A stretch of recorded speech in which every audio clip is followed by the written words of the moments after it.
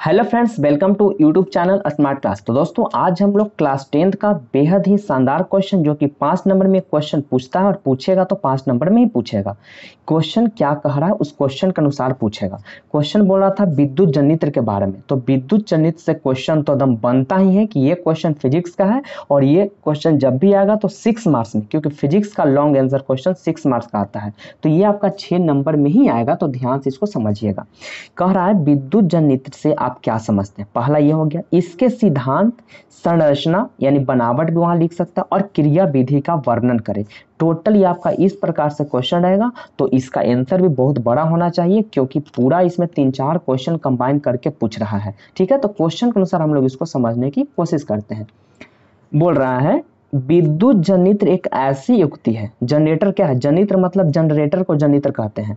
तो विद्युत जनित्र एक ऐसी युक्ति है जो विद्युत चुंबकीय प्रेरण के सिद्धांत पर कार्य करती है। यहाँ पे ऑब्जेक्टिव ध्यान रखिएगा कि विद्युत जनित्र किस सिद्धांत पे काम करती है। तो याद रखना है कि विद्युत जनित्र विद्युत चुंबकीय प्रेरण के सिद्धांत पर कार्य करती है। ऑब्जेक्टिव पूछा हुआ और पूछता है, तो इसको ध्यान में रखिए। इसका कार्य क्या है? इसमें यांत्रिक ऊर्जा को विद्युत ऊर्जा में बदलता है, क्योंकि जनरेटर से क्या करते हैं, जनरेटर से करंट डायनेमो में जाता है, डायनेमो क्या करता है, उसको करंट में बदल देता है। तो यहाँ पे जनित्र न दे करके आपको बोलेगा डायनेमो से आप क्या समझते हैं, डायनेमो की क्रिया विधि। तो डायनेमो बोले चाहे जनरेटर बोले, इसी वाले को आप लोग को लिखना है। ठीक है ना, क्योंकि एग्जाम में डायनेमो भी बहुत बार डाला हुआ कि डायनेमो से आप क्या समझते हैं, डायनेमो के सिद्धांत लिखे, तो मतलब जनित्र के ही बारे में लिखना। समझ गए बात को? चलिए, अब इसका सिद्धांत क्या कर रहा है, सिद्धांत को हम लोग देखेंगे। सिद्धांत कर रहा है कि जब किसी बंद कुंडली को, फिगर से हम आप लोग को समझाएंगे, पहले जो चीज है उसको हम पहले लिख देते हैं। सिद्धांत क्या है, इसका मेन सिद्धांत क्या कहना चाहता है? जब किसी बंद कुंडली को चुंबकीय क्षेत्र में तेजी से घुमाया जाता है। चलिए फिगर में थोड़ा सा लाते हैं।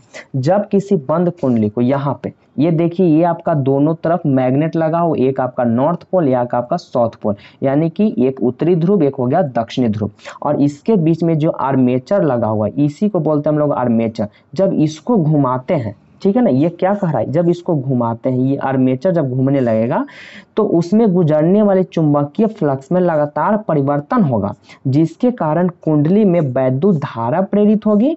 कुंडली को घुमाने में व्यय आंतरिक ऊर्जा वैद्युत ऊर्जा के रूप में प्राप्त होती है। अभी तो लिखे हुए नहीं समझ में आएगा, क्योंकि कार्य विधि जब तक नहीं पढ़ेंगे तो समझ में नहीं आएगा। तो यहाँ पे सिद्धांत था, तो सिद्धांत में यही बता रहा है कि जब ये घूमना चालू होगा तो चुंबकीय फ्लक्स बनेगा, और जैसे ही चुंबकीय फ्लक्स बनते रहेगा, करंट हम लोग को आते रहेगा। यही बात तो लिखा है कि कुंडली को घुमाने में, जब कुंडली घूमना चालू होगा, ये धुरी देख रहे हैं ये वाला, यही घूमता है, जब ये घूमेगा तो पूरा ये भी घूमने लगेगा। तो इसमें क्या होता है कि यांत्रिक ऊर्जा जो रहेगा वो विद्युत ऊर्जा में बदल जाएगा। ये आपको बस सिद्धांत यहाँ पे थोड़ा बताया गया। अब संरचना देखिए। संरचना मतलब कंस्ट्रक्शन, इसमें क्या क्या बना है ये देखना है। संरचना क्या कर रहा है? संरचना में 4 चीज है। एक आपका क्षेत्र चुंबक, दूसरा है आर्मेचर, तीसरा है सर्पिल, चौथा है ब्रूस। यही 4 को आप लोग को ध्यान में रखना है और चारों के बारे में लिखना पड़ेगा। ठीक है ना, क्योंकि 6 मार्क्स में क्वेश्चन है तो छोटा तो रहेगा नहीं। अब बिल्कुल इजी है, एकदम ध्यान से समझिए, जो जल्दी समझ में आएगा और याद भी हो जाएगा। तो क्षेत्र चुंबक के बारे में पहले समझते हैं। क्षेत्र चुंबक क्या बोल रहा है कि यह एक घोड़े की नाल की आकृति की शक्तिशाली चुंबक होता है। मतलब इसी के बारे में बता रहा है। ये वाला और ये वाला, यही आपका है नाल चुंबक, जो घोड़े की नाल की तरह काम करेगा। ठीक है ना, घोड़े के नाल की आकृति के जैसा होता है, यानी कि घोड़े के नाल की आकृति की शक्तिशाली चुंबक N और S, यहाँ पे N और S शक्तिशाली चुंबक है। इसका कार्य शक्तिशाली चुंबकीय क्षेत्र उत्पन्न करना, जिसमें कुंडली घूमती है। इसका काम क्या करना है कि शक्तिशाली चुंबकीय क्षेत्र बनाएगा और चुंबकीय क्षेत्र बना करके इसको नचाना चालू कर देगा। बहुत कड़ा, बहुत शक्तिशाली बनाता है, तब ये घूमना चालू हो जाता है। ठीक है, अब आर्मेचर क्या बोल रहा है? आर्मेचर मतलब ये वाला, ये जो पार्ट आप देख रहे हैं यही आपका है आर्मेचर। ठीक है ना, ये जो आपका आयताकार जो दिख रहा है ना, ये आर्मेचर है। यह एक आयताकार कुंडली ABCD होती है। यहाँ पे हम नाम लिख दिए हैं A B C और D, यही आपका होता है आर्मेचर। ठीक है ना, तो ABCD होती है जो नर्म लोहे के क्रोड पर पृथकर तांबे के तार के बहुत से फेरों के लपेट कर बनाई जाती है। ये जो आप लोग देख रहे हैं इसमें बहुत सारा तांबा का तार इसमें लपेटा हुआ है, गोल गोल पूरा दम। इसमें तांबा का तार से ऐसा लग रहा है ना कि ये प्लेन है, लेकिन इसमें तांबा का तार लपेटा हुआ रहता है। ठीक है ना, तांबे के तार बहुत से फेरों में लपेट कर, ऐसा नहीं कि एक बार लपेट दिए छोड़ दिए, बहुत सारा दम घुमा घुमा घुमा घुमा के इसमें लपेटा हुआ है। ठीक है ना, इसे आर्मेचर कुंडली भी कहते हैं। इस कुंडली को क्षेत्र चुंबक के ध्रुव खंडों N और S के बीच रखकर बाह्य शक्ति द्वारा इसकी अक्ष के परितः तेजी से घुमाया जाता है। यानी फिर क्या कह रहा है कि ये दोनों चुंबक के बीच में जब आर्मेचर रखा हुआ और इस आर्मेचर को क्या करते हैं कि इस कुंडली को क्षेत्र चुंबक के ध्रुवों N और S के बीच रख देते हैं, तो और बाह्य शक्ति और बाहर से शक्ति, अब जनरेटर चलाना है तो क्या जनरेटर में हैंडल लगाएंगे और हैंडल लगा के एकदम उसको नचाना क्या कर देंगे, चालू कर देंगे। जब नचाना चालू करेंगे तो ये घूमना चालू हो जाएगा, घूमेगा चालू होगा ना। तो यही बात है कि बाह्य शक्ति द्वारा बाहर से शक्ति लगा के इसको इसके क्या करेंगे, घुमाना चालू कर देते हैं, तो तेजी से ये क्या करता है, घूमने लगता है। तो ये कैसे घूमता है, ये धुरी घूमता है। जब ये धुरी घूमेगा तो इसी में सब कंडक्टर से मतलब जुड़ा हुआ है, तो ये भी नचना क्या करेगा, चालू हो जाएगा। जब नचना चालू होगा तो इधर मैग्नेटिक फोर्स बहुत ज्यादा बनते चल जाएगा। ठीक है, चलिए अब क्या है, सर्पी वलय। इस सर्पी वलय क्या होता है, तो देखिए ये जो आप लोग दिख रहा है C1 और C2, ये वाला पार्ट आपको दिख रहा है, इसी को हम लोग बोलते हैं सर्पी वलय। तो एक यहाँ पे हो गया और एक आपका यहाँ पे, दो तरह का आपका सर्पी वलय यहाँ पे है। एक का नाम C1 दिए हुए हैं, एक का नाम C2 दिए हुए हैं। और ये जो आप लोग तनी को पार्ट से जो जुड़ा हुआ है, लेकिन आप लोग को फिगर में नजदीक से दिखाते हैं, दिख रहा है ना यहाँ पे, ये जो आपको यहाँ पे जो दिख रहा है ये वाला पार्ट, ये वाला पार्ट, ये दोनों तार जुड़ा हुआ है। देखिए यहाँ से इसे आकर के ये जो है आपका आर्मेचर इसी में जा करके जुड़ा हुआ है, यानी ब्रूस में ला करके जुड़ा हुआ, और एक एने से जो है कि यहाँ पर भी ब्रूस में जुड़ा हुआ। तो एक ब्रूस का नाम X दे दिए और दूसरा ब्रूस का नाम Y दे दिए, यहाँ पे लिख भी दिए X और Y दो क्या है, ब्रूस है। समझ में आ गई इतना बात। चलिए तो यहाँ पे क्या लिखे, कुंडली पर लिपटे तार के दोनों सिरों, कुंडली के दो, एक सिरा ये हो गया, एक सिरा ये हो गया, सिरों पर दो छल्ले C1 और C2 से जुड़े होते हैं। देखिए ये आपका C1 पूरा छल्ला हो गया, एक आपका यहाँ पे C2 हो गया। ये तो आपका ब्रूस है, जो आपका फंसा हुआ है, सोचिए ब्रूस है, ब्रूस में जाकर के तार चिपका हुआ है, लेकिन ये जो है यही आपका गोल छल्ला है जिसका नाम C1 और C2 दे रखे हैं, तथा आर्मेचर के साथ घूमते हैं। बताइए ये वाला जब धुरी घूमेगा जी, धुरी को घुमाएंगे तो ये भी तो घूमेगा ना करेगा, ये घूमेगा ये भी घूमेगा, तो आर्मेचर भी घूमेगा। इसका मतलब आर्मेचर घूम रहा है तो टोटली चीज घूमने लगेगा, इसमें जो जो सटा हुआ रहेगा। ठीक है, इसे सर्पी वलय कहते हैं। इसी को हम लोग क्या बोलते हैं दोस्त, सर्पी वलय कहते हैं। ये छल्ले परस्पर एक दूसरे को स्पर्श नहीं करते हैं, एक दूसरे को स्पर्श नहीं करेगा, थोड़ा दूरी पर रहेगा। यहाँ पे रहेगा हल्का, ये नहीं कि नचते नचते एकरा पास चल जाएगा, नहीं, ये अपना धुरी पे नचेगा, ये अपना धुरी पे नचते रहेगा। ठीक है, कोई किसी में टच नहीं होगा, तथा कुंडली के साथ उसी अक्ष पे घूम रहा है, बस गोल गोल घूमते रहेगा। ठीक है, ये नहीं ऐसा होगा कि यहाँ से ऊपर चला जाएगा, ये वाला पार्ट नीचे आएगा, ऐसा नहीं होता है। अब ब्रूस के बारे में समझते हैं, इसके बाद फिर हम लोग कार्य विधि देखेंगे और आपका ये क्वेश्चन कंप्लीट हो जाएगा। ठीक है, ब्रूस क्या कह रहा है कि सर्पी वलय C1 एवं C2, देखिए सर्पी वलय कौन कौन हो गया, देखिए यही वाला। ठीक है, C1 और C2 यही ना था सर्पी वलय, ये तो सर्पी वलय था।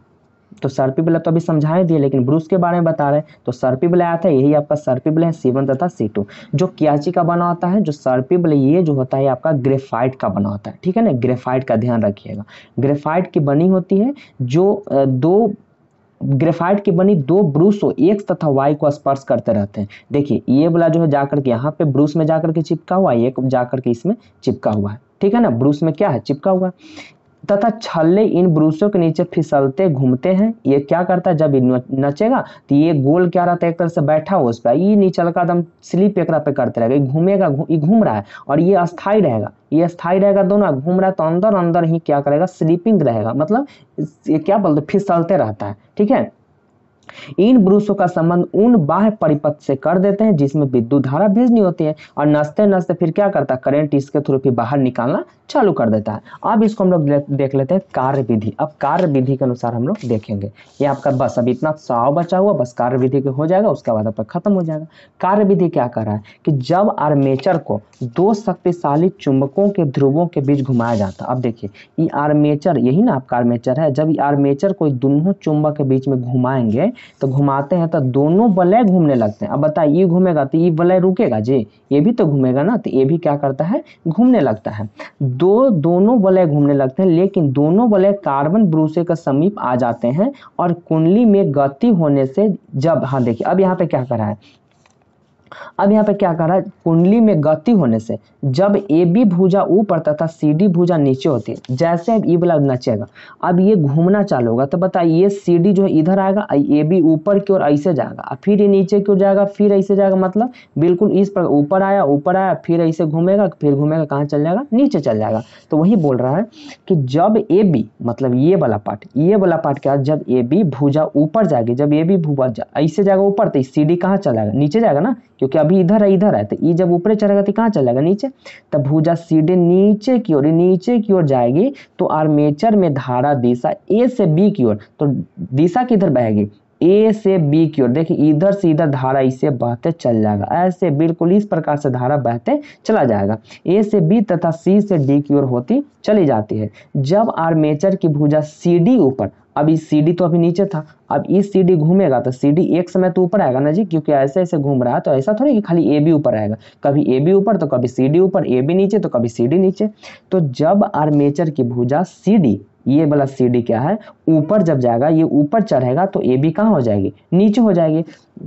तो अब बताइए, अब ये हम लोग पढ़ रहे थे जनरेटर के बारे में। देखिए जनरेटर के बारे में, तो जनरेटर में हम बताए थे कि यहाँ पे फ्लेमिंग के दाएं हाथ नियम का प्रयोग होता है। ये हम पिछले क्लास के वीडियो में बताए हैं, आप लोग नहीं देखे होंगे तो पहले आप लोग फ्लेमिंग के दक्षिण हस्त नियम और फ्लेमिंग के बाएं हस्त नियम को बहुत शानदार तरीका से पहले समझ लीजिए, तब यहाँ पे और अच्छा से समझ जाइएगा कि यहाँ फ्लेमिंग के दाएं हस्त क्यों, क्योंकि फ्लेमिंग के दाएं हाथ नियम विद्युत जनित्र में लगाते हैं और फ्लेमिंग के बाएं हाथ का नियम हम लोग विद्युत मोटर में प्रयोग करते हैं। तो ये जनरेटर है ना, तो जनरेटर में हम लोग फ्लेमिंग के दाएं हाथ नियम लगाएंगे। तो यहाँ पे क्या बोला कि ए से बी तथा सी से डी होती है, जब आर्मेचर की भुजा सी डी ऊपर की ओर जाएगी, जब सी डी कहाँ जाएगा ऊपर, तो ए बी आ जाएगा नीचे। तो फ्लेमिंग के दाएं हाथ के नियम के अनुसार क्या होगा, धारा की दिशा डी से सी, यानी धारा दिशा किधर होने लगेगा, डी से सी की ओर बहने लगेगा, और बी से फिर कहाँ आने लगेगा, ई की ओर। यही बात को समझना है, मतलब पहले क्या रहेगा, पहले इधर से इधर, देखिए ए बी इधर है, अभी ए बी ऊपर है तो इधर की इधर जाएगा, इधर से इधर आ रहा है।